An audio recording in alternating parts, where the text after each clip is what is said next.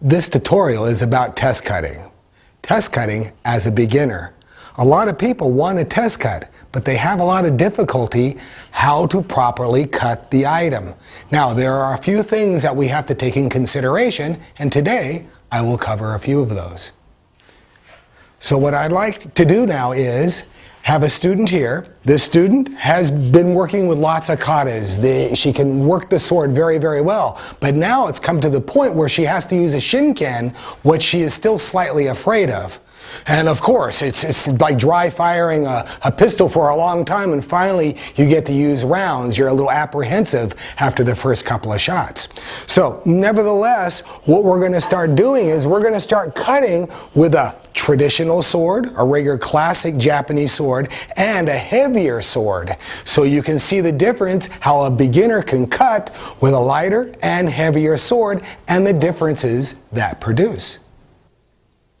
What I'd like you to do now is begin the cut by pulling out the sword, setting up, and executing your first cut. Begin.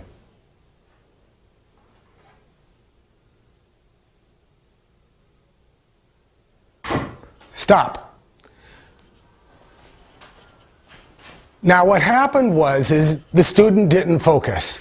The student really didn't bear down and look at this. She lifted up her hands up here and she made the cut and cut into it. She did hit the target. But the problem is that when you cut through the target, you have to go full in. So she wasn't close enough either. So what happened is she overreached the target, she dropped down the sword on its side and just nipped it in the corner. And that's what happened there. So what we have to do is just readjust it, have her now set up a little harder, a little bit closer in, and ring the handle a little bit more and focus it all the way through. Let's see what happens with the next cut. Measure it. Measure it first. Good. Okay. Lift up and begin cutting. Stop. Don't move a muscle. As you can see, she found the focus. She's hitting right on target, but she's not putting enough effort, she's not putting enough ringing, she's not putting enough oomph into it. So what she needs to do next is, she's coming down on the blade, she needs to come a little harder and faster. Now this problem always arises when people do too many kata, where they're swinging through the air and there's no pressure against the blade. So immediately when you find you're cutting against mass, it changes the whole dynamics. So now what we're going to do is we're going to focus a little bit more. She's going to come in soon and cut through here and cut away this whole problem. Okay, pull the sword back. Okay, don't move. Let me set this up.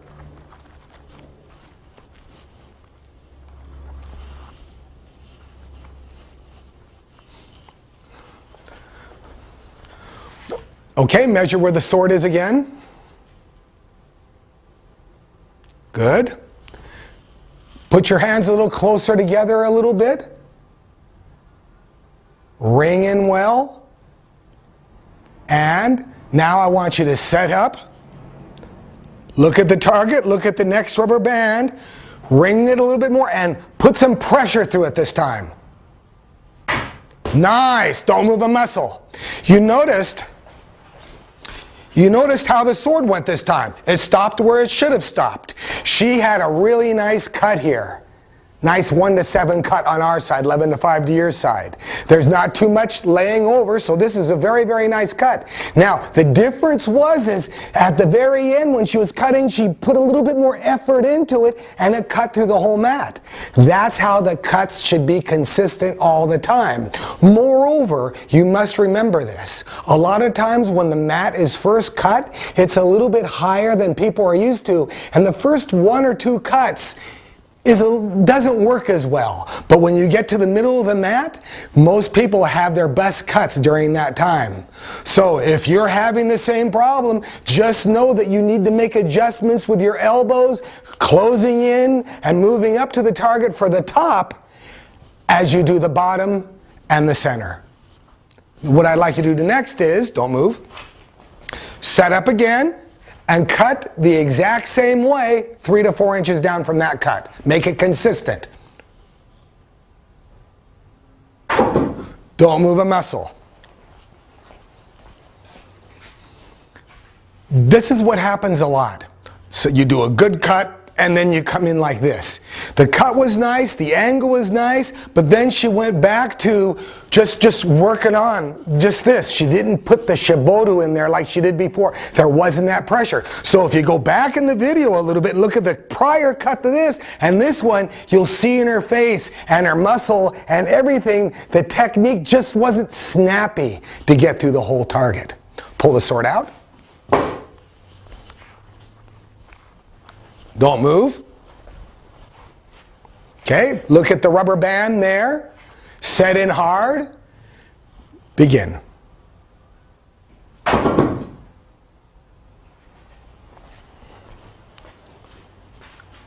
What's happening now is fatigue. It's starting to set in. It happens all the time. Main reason why is we're using a classical blade, a blade that's been designed by the Japanese samurai 800 to 1,000 years ago, and they've been following basically the same blade pattern. This cuts really, really well. That's why they're very famous. The problem is with the classical blade is you need a lot of training with the shibodu and the ringing and applying the handle into the blade so it becomes an extension of your body. So what we must do here is we got to make sure that hers is also extension of body and she doesn't fatigue. So maybe this next cut is she'll do a small little ki to ramp her up a little bit before she makes her cut, and let's see if that helps put more force into that cut. Pull the sword out. Don't move. I want you to cut down between somewhere down here. Don't move. I want you to look at that where the rubber band is, not where the rubber band. Don't move. Don't move.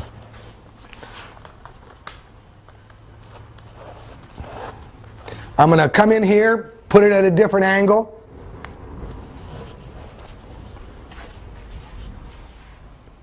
And cut.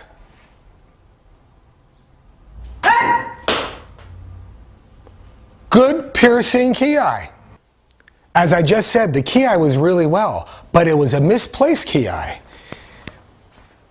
She ki'd when she struck at the same time, which was really good if you're practicing kendo or a combative aspect of the sword, because it teaches you to breathe out on the combatant.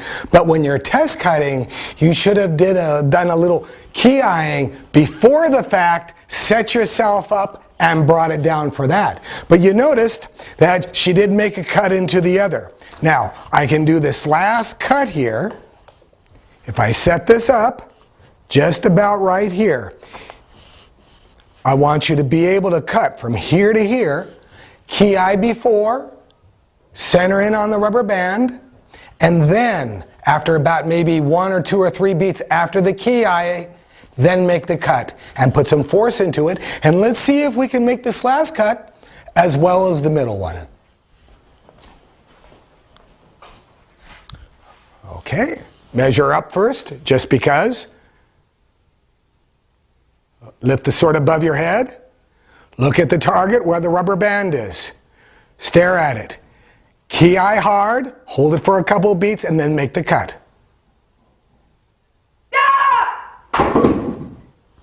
Which wasn't too bad. Did you notice what I noticed? Did you notice when she started, she was over here at a real wide angle, and then she ki-eyed, but she didn't stop for 2 beats. This happens a lot with most everybody. She gets in there and just finishes off the ki, and then all of a sudden stops it, and the wide angle from her lungs changing brought the sword in this way, her hands down a little bit, and look at the cut. Started off wide, ended up from 1 to 7 instead of, say, 2 to 8. So that's what I want you to see, that a ki is very important in swordsmanship because it denotes where the tip of the sword will be taken a lot of the time. This concludes the lighter sword. I'm going to now have her cut with a heavier sword. Heavier swords are much different, and I want you to see for yourself.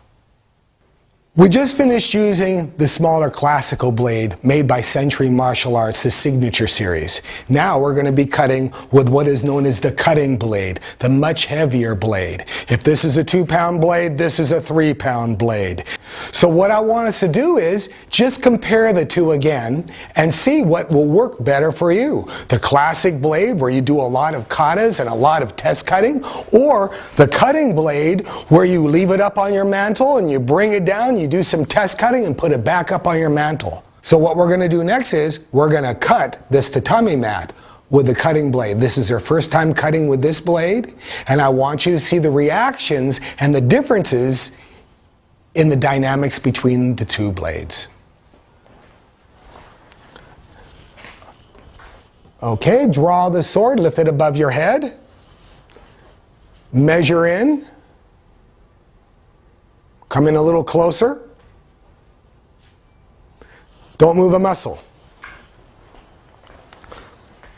A lot of times when you're measuring the blade, you have to remember that when you're moving in and out, you don't move like this and move back. You make small little adjustments, this much, that much. Because if you over-adjust, the tip will over-adjust too much and you won't have that pinpoint accuracy you are seeking.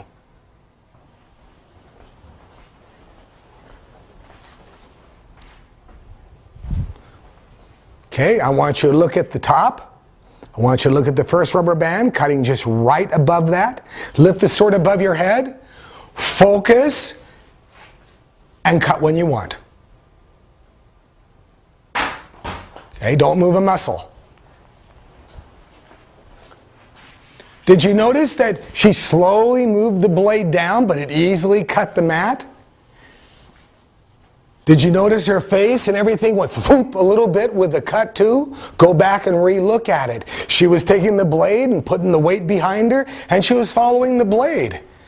The difference is that when you're using a smaller blade, it's like using a smaller surfboard compared to a really big old surfboard. They just have more control a lot of the times, especially for beginners. Okay, lift the sword above your head again. Try to cut at least 2 or 3 inches down from there, same consistent cut. Don't move a muscle. What happens is if you look back at the video just before she cuts, she moves her mouth like this a little bit. That little bit took her off focus to cut almost all the way through, but not all the way through. So what we have to do is we have to make sure that after she focuses, you must also wait a couple of beats to set up and then come on down. Because if you try to be relaxed about it, this is what relaxation provides, and not a real complete cut. Okay, lift the sword up, don't move a muscle. I'm going to adjust this in. I want you to cut down where this rubber band is. In a second. Okay, look. A little bit more pressure. Don't move. Now, if you run that back and see her face again, she said, I cut off too much mat. You can see it in their faces all the time. And that's what I want you to do. I want you to take video of yourself cutting and seeing all the discrepancies in your body. Because if your body throws out all these discrepancies, you can adjust into a better posture. Now, we know that she cut off a bunch. She cut off a fair amount. She can't get another 6 cuts out of this mat. But she was consistent on cutting through because of the weight of the blade assisted her in this. Okay, set the blade above your head. Now, I want you to measure the blade against the tatami mat and see where you are in relation to it. Okay, looks good. And begin. Don't move a muscle.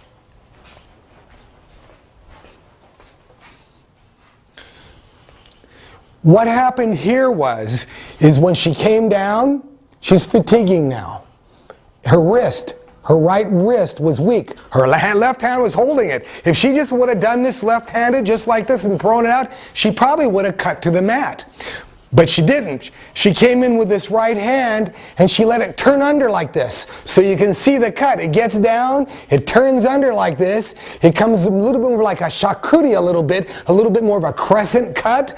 But it wasn't enough pressure to cut through the whole mat. Plus, she cut into her last cut. Usually you want to avoid all three. So, if we're going to be cutting again, we got to get past this much here and we want to produce another cut again. If you cut into any of your old cuts, the cut does not look good and it isn't consistent. So now what I want her to do is, I want her to look at this area right here, stare at it, key eye, stare at it again, and then make a harder cut. Okay, look at it, key eye, stare at it, focus, cut.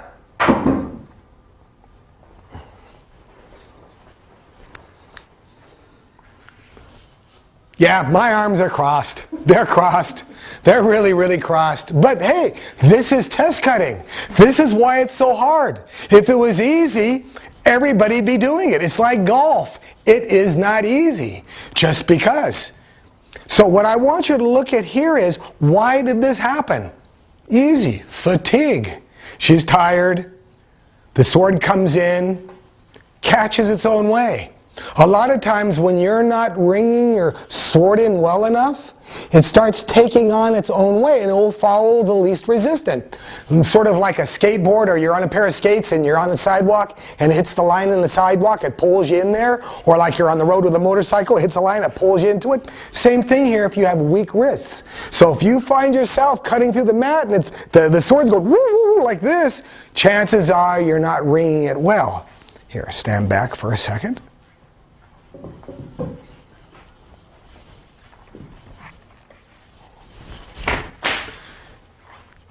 See all this here? This is going to happen all day long. This is called Yamada Koshi. This is called one cut into the other, leaving a mountain.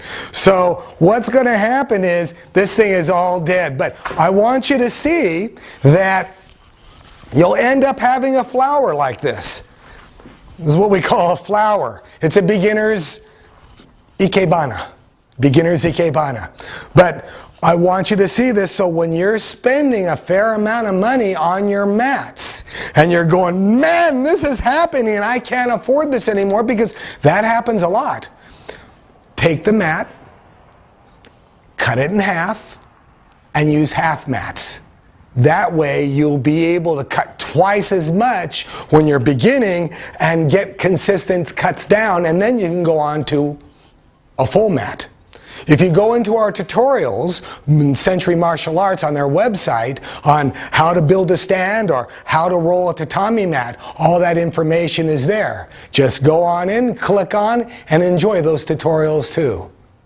I just put on a new mat and we're going to test cut a little bit more. This time, I want her preference on what she wants to cut with. So what did you decide? I like the lighter sword. You like the lighter sword? Traditional sword. Okay, tell us why. I like it because it's lighter and because it demands more precision of technique. So it helps me to remind myself that I really need to have good shiburu and good focus. Well, that sounds pretty good. Now the larger sword, how did that feel when you were cutting?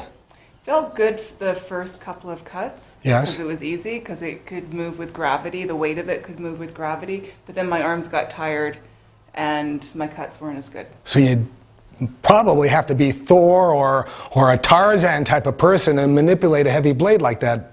Pretty much. Yeah, hey, that happens. That's why they've been consistent with these for a long time. So what I want you to do now is, I want you to, at your own time, your own speed, I want you to pull the sword, draw, and cut.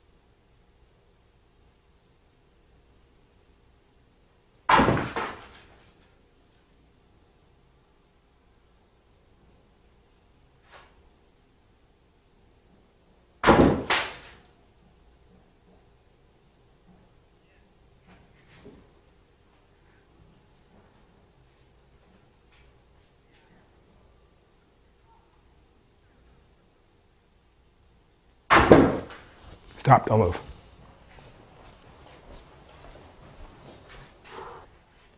As you see with most people who practice the sword, they can get a couple of good cuts in, but they start fatiguing again. And immediately after they make one mistake, they dwell on that little mistake. And that's what makes people overthink. Sword is so simple. It is. You just make it more difficult than you should. So, in the future, when we're test cutting, when you start working into a quagmire like we had up here, where the cut wasn't perfect, don't dwell on that cut. Just forget about it because it's done, it's history, and go on to a new piece of road. So now what I want you to do is take the sword, here, give it to me. Let's take this off, just a little piece of it off. Take away all this horrible stuff. Here, hold that for a second. A lot of times, if you cut into it and it's pretty bad here, you can turn it over and bring it down just a tad, and you can get at least one more cut onto it. Remember, it won't stay on tight, but if you have a nice, sharp, snappy shibori, should cut through that pretty easy. Okay, measure in and cut. Good snap, right above the rubber band.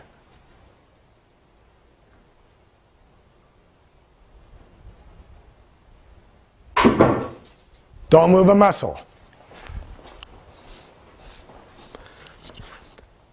Again, you can see she was coming out wide, and then all of a sudden her elbows dropped and she came in high and tight.